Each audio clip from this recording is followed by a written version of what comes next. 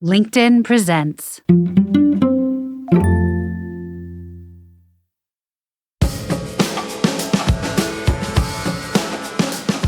Good morning. I'm Michael Kovnat, and this is the Next Big Idea Daily. Make sure you're following the show to get new episodes and sign up for our free companion newsletter using the link in the episode notes. Well, I don't know if you've been on a college campus lately, but you may know that in the popular imagination, they are teeming with tie-dyed progressives, radical activists, and professors who quote Karl Marx at every opportunity. But according to Jonathan Marks, that's M-A-R-K-S, the real story is a little more complicated and a lot more interesting. Jonathan is a right-of-center professor of politics at Ursinus College, and a few years ago, he wrote a book called Let's Be Reasonable, a conservative case for liberal education. In it, Jonathan argues that higher education isn't the left-wing indoctrination factory it's often made out to be, but an institution that, at its best, invites students into a community of reason, one that values argument over outrage and curiosity over conformity. Jonathan joins us now to share 5 big ideas from his book right after this quick break.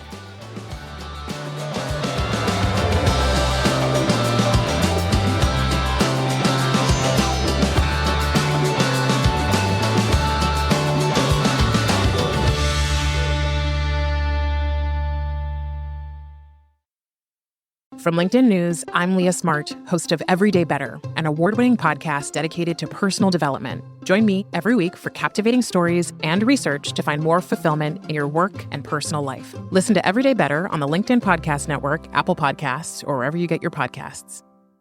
From LinkedIn News, I'm Jessie Hempel, host of the Hello Monday podcast. Start your week with the Hello Monday podcast. We'll navigate career pivots. We'll learn where happiness fits in. Listen to Hello Monday with me, Jessie Hempel, on the LinkedIn Podcast Network or wherever you get your podcasts. My name is Jonathan Marks. I'm a professor of politics at Ursinus College. I'm also an exotic bird, a conservative academic who writes for conservative outlets, like Commentary Magazine and the Wall Street Journal. My book, Let's Be Reasonable, a conservative case for liberal education, arrives as conservatives who once hoped to reform our colleges and universities dream of arson. The liberals who dominate higher education scoff at well-founded conservative concerns, and the organizations and administrators charged with defending liberal education have little coherent to say in its defense. Like desperate salespeople stuck with a product they don't quite believe in, they hurl adjectives at their customers in the hope that one will loosen their wallets. We are integrative and interdisciplinary and entrepreneurial and 21st century and equity-minded and global, and we provide the best citizens for your citizen needs.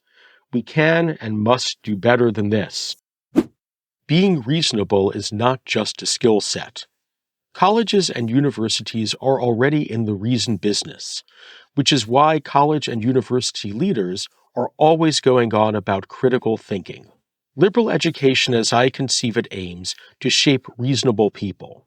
But reasonable people aren't merely or even mainly possessors of a box of critical thinking tools, which shills, hyperpartisans, and bullshitters possess too.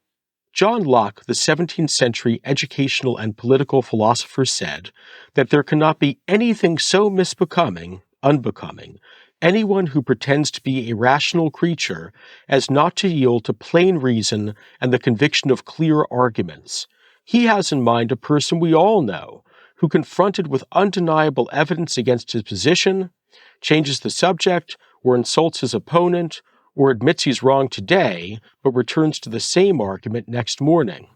If we were to grab that person by the collar and plead with him, be reasonable, we wouldn't mean take a class on critical thinking. We're not dealing with someone who doesn't know what an argument is.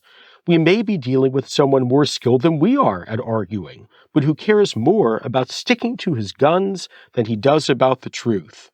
When we say be reasonable, we mean let's stop playing around or puffing ourselves up or selling our product or boosting our tribe and consider, instead, what conclusions, if any, we can draw from what we know.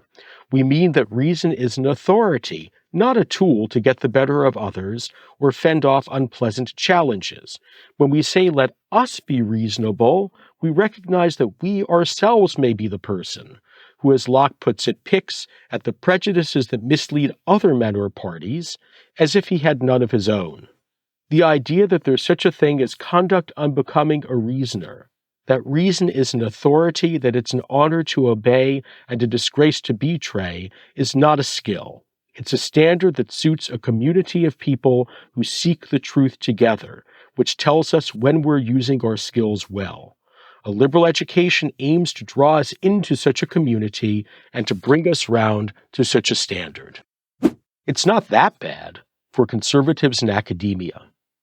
When it comes to higher education, conservatives are today in a dark place, in part because they think that conservative professors and students are persecuted.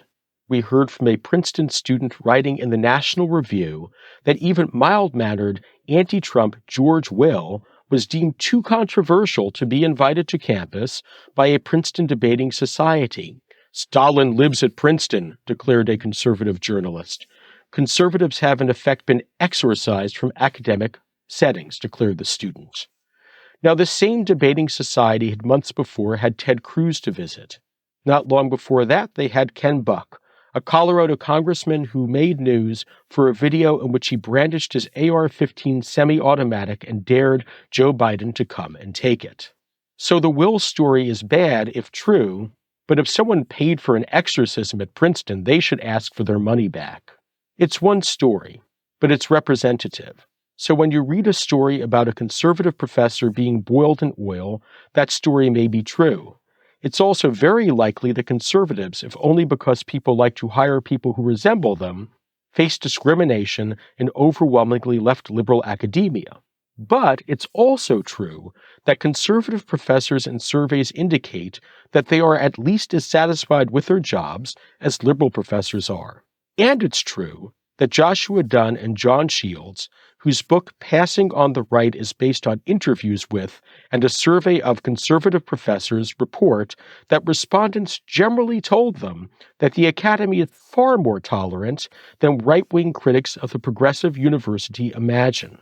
Similarly, when you hear that conservative students are more reluctant to speak about controversial issues than their liberal counterparts are, surveys indicate that's true. But it's also true that one of those same surveys found just 7.7% of conservative students very reluctant to discuss race in the classroom. You'd think from the media coverage that it was more like a gazillion percent. My book doesn't claim that all is well for conservatives at universities. Far, far from it. But I object to the overbroad, overheated sense of victimhood that now prevails in our circles, which saps energy that might otherwise do some good.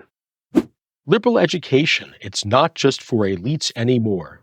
Earl Shores in 1995 assembled a class that consisted almost entirely of students living at or below 150% of the poverty threshold. Some of his students were homeless, some had been in prison, some could barely read a tabloid newspaper. All studied with Shores and other instructors the same kinds of ideas they would encounter in a first-year course at Harvard or Yale or Oxford. Shores describes what happened after those students early in the course were presented with a difficult logic problem. When we left the Clementi Center that night, a knot of students were gathered outside, huddled against the wind. Samantha and David stood in the middle of the group, still arguing over the answer to the problem. Shores' students had in a short time formed a community of reasonable people trying to arrive at a solution by weighing the arguments. Liberal education is sometimes thought of as a luxury good. But if, as I argue, it aims to shape reasonable people, it's not a luxury good at all. What we're doing when we weigh the arguments is trying to keep our minds in order. John Locke calls the understanding the last resort a person has recourse to in the conduct of himself. He says that every man carries about him a touchstone, if he will make use of it, to distinguish truth from appearances. That touchstone is natural reason, a noble faculty possessed by men of study and thought, and by the day laborer. Everyone has an interest in making use of and some capacity to make use of better and surer principles in matters that greatly concern them. My students aren't like Shores's students, but they are mostly middle-class people, not the products of expensive prep schools, and more likely to go into K-12 teaching than management consulting. They are also capable of undertaking and benefiting from liberal education. And after all, do we really want to say that the future teachers of our children ought not to pursue the comprehensive enlargement of mind that Locke says the reasonable person pursues? Students aren't angels, students aren't demons. An old higher ed joke has it that being a professor would be terrific were it not for all the students. But no teacher can afford not to try to know the complex and ambiguous people whom they try to teach. That is, however, hard.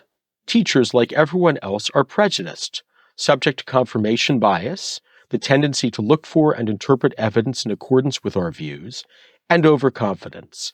It is therefore disheartening how often professors and higher education writers in one breath proclaim the importance of not supposing one knows when one doesn't know, and in the next declare, with utter confidence, that today's students are part of Generation WXYZ, from which much is supposed to follow.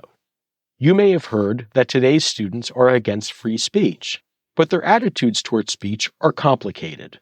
In a 2018 survey commissioned by the Foundation for Individual Rights in Higher Education, a majority of students agreed that colleges and universities should be able to restrict student expression of political views that are hurtful or offensive to certain students. But an even larger majority said that students should have the right to free speech on campus, even if what they are saying offends others. So your guess is as good as mine. You may have heard that today's students are obsessed with safety because they were coddled as children. But data from the Monitoring the Future survey suggests that today's students are no more risk-averse than students in my own Generation X, who I can assure you rode beltless in the backs of station wagons and ran to school alone with scissors. Student activists are sometimes also portrayed as saints, even when, as at Haverford College last fall, they make unreasonable demands, bully non-activists, and shut down campus. The college promptly began to collect records, not of violations of the conduct code, but of the brave and impactful deeds of the protesters. Today's college students are neither paragons of social justice to whom their degreed but clueless caretakers should defer, nor cry bullies who should be given a stern lecture about what real hardship is before we expel them without their suppers. Like students before them, they have the capacity and the motive to become reasonable. Colleges should cultivate those. Gimme 5. The Princeton political philosopher Robert George inspires this idea. George is a social conservative, and social conservatives are more on the outs in academia than your average conservative bear. Yet George says it really doesn't take 100 professors. It takes 5 to make an enormous difference on campus. 2 decades ago, George founded the James Madison Program in American Ideals and Institutions at Princeton, as a forum for the vibrant, robust discussion of the spectrum of points of view that are held by reasonable people. Those include conservative views. At my own Ursinus College, it was around that same number of people, 5, who began to develop our common intellectual experience, a course that takes liberal education seriously, that has had every first-year student who has passed through in the past 2 decades read great books, like Plato's Euthyphro and Genesis, and reflect on enduring questions, like how one should live. Once a model like that has been developed, it can, especially if outside help is available, be adopted at other places. It is easy to look at our vast higher education landscape, over 4,000 colleges, and despair of ever changing anything. It's easy to despair when every ill-conceived left-wing op-ed written for the student newspaper is boosted by conservative commentators with large followings. You may not have heard of the James Madison Program in American Ideals and Institutions, but thanks to the National Review, you may have heard of the Princeton student who complained about other students making fun of how he pronounced Cool Whip, and who described that making fun as a microaggression. It's easy to despair because conservative complaints about our politicized campuses, while sometimes exaggerated, have more than a little truth in them. But there is much to be done. By individual teachers and groups of teachers, in whose classrooms students learn to take pride in following the arguments and evidence where they lead, and by administrators, who nurture the attachment to reason that is already there on their campuses, and by organized groups like the Foundation for Individual Rights in Education, which has been a great success of fighting for free speech on campus, and the Heterodox Academy, which is playing an important role in supporting free inquiry, and students who ask to be treated as reasonable people. Most good work on our campuses is not accomplished by screaming bloody murder, even though that's a rush, and may even win you some fans. It takes time, the patience to build up connections and alliances, sometimes with people we differ from on many issues, and it may take courage, but it doesn't take an army. It takes 5. Thank you, Jonathan. Okay, listeners, you can get yourself a copy of Let's Be Reasonable at your favorite bookstore. And if you got something out of today's show, please leave us a rating or review to help others find it. We appreciate it. That does it for us this week. These episodes were written by me, Michael Kovnat, and edited by Caleb Bissinger. The Next Big Idea Daily is proud to be part of the LinkedIn Podcast Network. We'll see you Monday.